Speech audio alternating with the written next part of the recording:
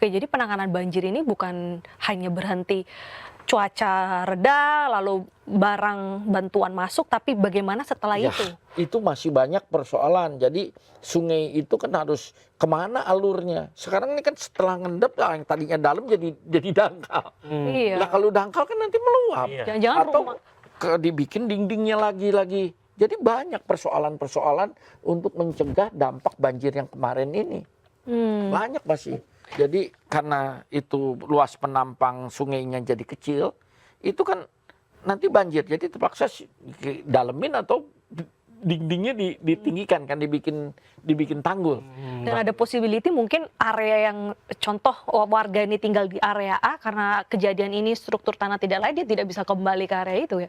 Ada kemungkinan. Dan harus buka mungkin lahan baru untuk tempat memindahin pemukiman itu. baru. Ada kemungkinan yang udah jadi rawa mati begitu gimana?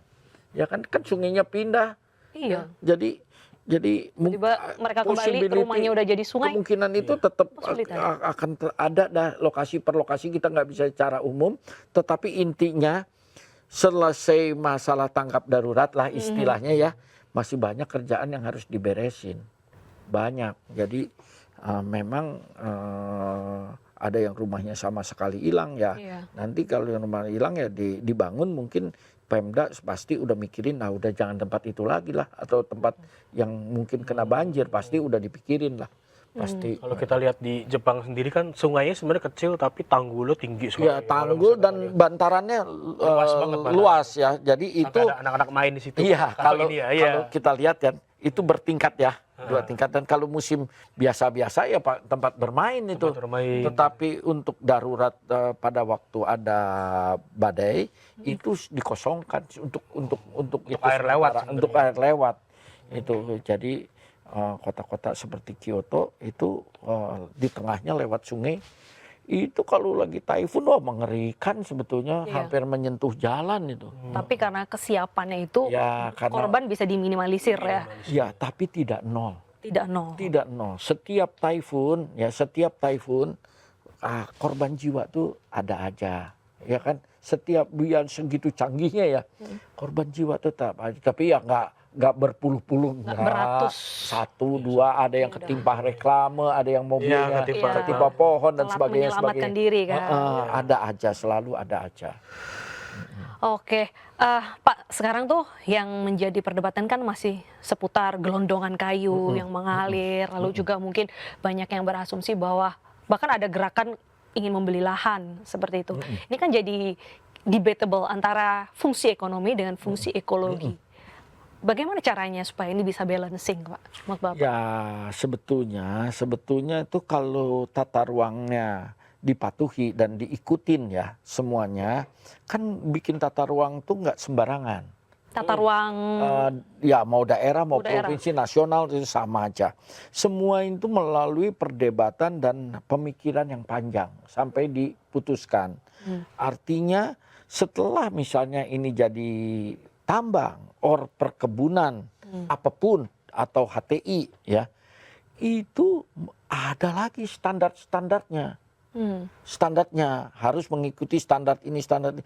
Itu nggak mudah. Jadi bukan seperti kita ambil tambang, kita ambil pacul atau ambil dosa, kita keruk-keruk. Nggak segampang itu. Iya, seharusnya nih ya. Perencanaan tahunannya ada, kontrolnya ada, pemantau sertifikasinya ada. Kalau yang benar ya. Kalau yang benar. Kalau yang benar itu sertifikasinya ada dan sebagainya. Tapi kan kita tahu ada yang resmi, ada yang ilegal. Nah, ilegal juga bukan berarti tidak kelihatan. Ilegal kelihatan, maka ada istilah peti dan sebagainya. Peti itu kan pertambangan emas tanpa izin itu pertambangan tanpa izin lah ya. Itu kan peti-peti itu dari zaman saya mahasiswa juga ada itu. Peti-peti itu ya, peti atau peti itu ada. Tapi kan bukan berarti nggak kelihatan. Kelihatan tapi ya dimaklumi. Nah, itu satu ya. Jadi sebetulnya kalau mau tambang, mau kebun, mau apapun ya, kebun juga yang ilegal banyak kan. Ya banyak lah ya. Jadi apapun sebetulnya kalau menurut prosedur yang benar ya penanggulangan erosi bagaimana, ini bagaimana, itu sudah ada. Nggak mungkin nggak ada. Nggak mungkin nggak ada, semuanya ada. Tapi kan namanya penyelewengan kan di segala bidang bisa terjadi.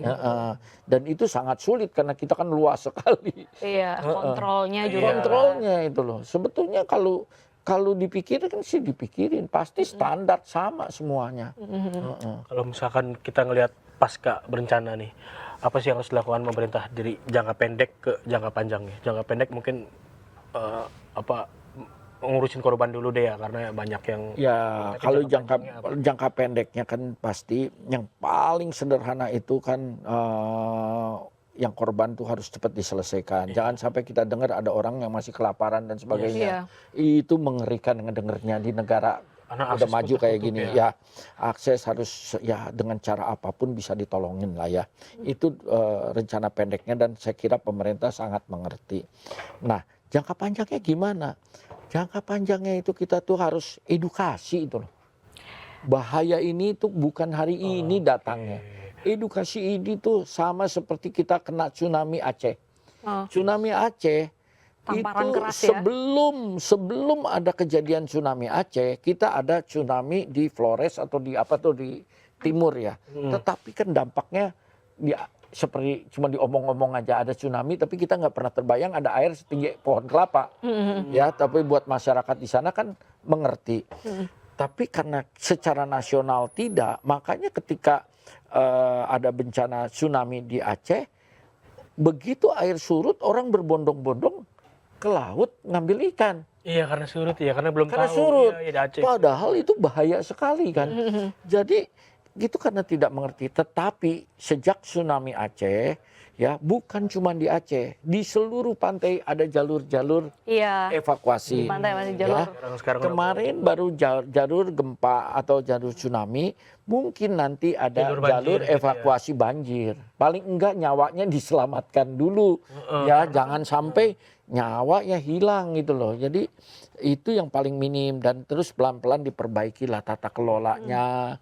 Siklon juga yang tadinya katanya nggak pernah ada, akan mungkin ada di negara tropis, sekarang memungkinkan. Akan ada.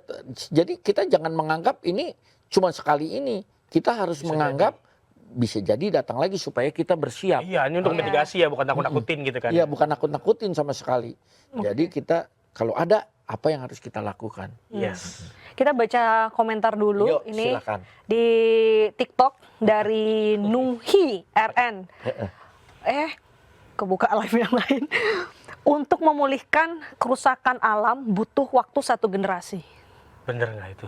Ya, itu semua apa yang tergantung luasnya lah. Ya kan, tergantung luasnya. Kalau mau bikin tanahnya jangan kata 1 generasi.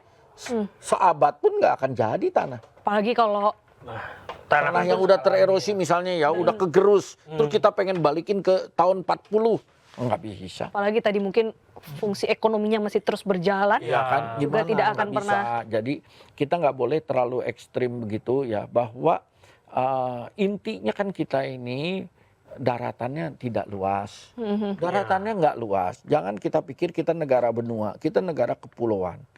Total daratan itu cuma sekitar 90 juta sekian, ya. Dan menurut perundangan itu kira-kira 60% lah kawasan hutan. Jadi sisanya yang bisa dipakai untuk perkebunan dan pertanian dan jalan tol, perumahan itu cuma ya kira-kira 60-70 juta hektar. Jadi nggak luas itu loh, dan itu harus makan 300 juta.